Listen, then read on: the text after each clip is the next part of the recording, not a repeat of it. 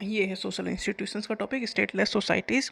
Stateless societies का मतलब ये है कि यहाँ पर सेंट्रल गवर्नमेंट नहीं है, मतलब एक कंट्रोल करने का, गवर्न करने का कोई स्ट्रक्चर नहीं है, फॉर्मल स्ट्रक्चर नहीं है।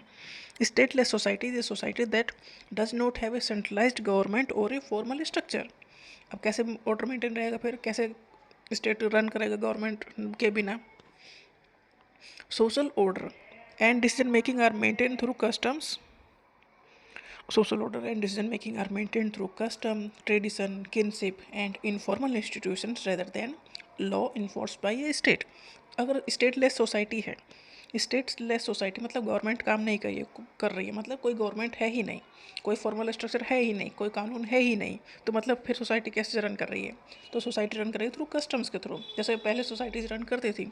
ट्रेडिशंस के थ्रू, किनशिप मतलब कौन बड़ा है कौन छोटा है, किसकी परवाह करनी है और किसकी रेस्पेक्ट देनी है। और informal institutions rather than law enforce by states. तो देखो जैसे घरों में है ना, तो घरों में तो कोई गवर्नमेंट काम करते नहीं है, तब भी घर ठीक ठाक चलता है, तो एक अथॉरिटी चलती है। तो ऐसे ही पहले की सोसाइटीज़ काम करती थी, ट्रेडिशंस और कस्टम्स के बेस पे अथॉरिटी और पावर मिलती थी और फिर उन्हें लोग फॉलो करते थे। Disputes are settled through traditions, elders और councils rather than formal courts. जैसे आज भी गांव में पंचायत फैसले करती हैं, पहले भी ऐसे फैसले होते थे, पहले भी कोई कोर्ट में नहीं जाता था, गांव के फैसले गांव में हो गए, तो सोसाइटी मतलब जो एक ग्रुप है उसके फैसले जो ग्रुप के बड़े लोग हैं वही मिलके करते थे, कोई भी डिस्प्यूट हो गया तो, और सब उनकी बात मानते भी थे। तो स्टेटलेस सोसाइटी में जो बड़े हैं, जो हमारे कस्टम और ट्रेडिशन के ने अलाउ किया है कि ये फॉलो करना है, ऐसे मानना है, उनके थ्रू हम चीज़ों को मानते थे। Resources and responsibilities are often shared more equally compared to state societies. जब ये था ना, जैसे कि पहले सोसाइटी बहुत छोटे ग्रुप में लोग रहते थे, तो वहाँ सभी को सबके ज़रूरत की चीज़ें हिसाब से काम चीज़ें मिल जाते थे और वो अपनी कैपेसिटी के हिसाब से काम करते थे। तो रिसोर्सेज और रेस्पॉन्सिबिलिटीज़ का डिवीज़न अच्छे से हो जाता था, मतलब जिसे जितनी ज़रूरत है उतनी चीज़ें उसे मिल गई और जितना वो काम कर सकता है उतना उससे वो काम करवा लिया गया। तो ऐसी स्टेटलेस सोसाइटी में सभी का प्रॉपर ध्यान रखा जाता था, मतलब जो जिस काम के लायक हो उसे वो काम दे दिया और जिस चीज़ की उसे ज़रूरत है वो चीज़ उसे मिल गई।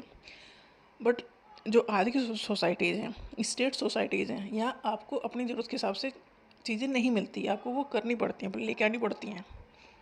पहले इक्वली, जैसे जैसे गाँव में जॉइंट फैमिली है, ज़रूर नहीं है जॉइंट फैमिली में सारे ही काम कर रहे हो, पर सबकी ज़रूरत की चीज़ें मिल जाती हैं सभी को, जबकि शहरों में ऐसा नहीं है, क्योंकि यहाँ स्टेट सोसाइटीज़ वाला सिस्टम है, यहाँ सब चीज़ें आपको खुद अचीव करनी है, खुद लेके आनी है। तो इस तरह से डिफरेंस है स्टेटलेस सोसाइटी और स्टेट सोसाइटी।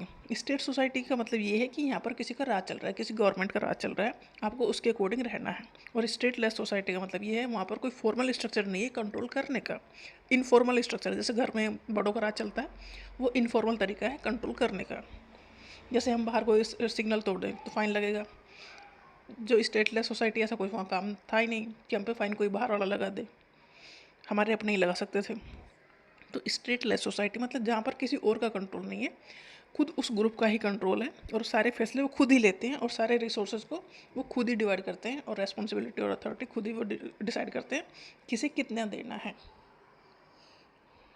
जितनी रिक्वायरमेंट है उतनी चीज़ें सभी को मिल जाती थी स्टेटलेस सोसाइटी में। बट जो स्टेट की सोसाइटी है वहाँ रिक्वायरमेंट का कोई मतलब नहीं है, आप जितना अचीव कर सकते हो उतना अचीव करो।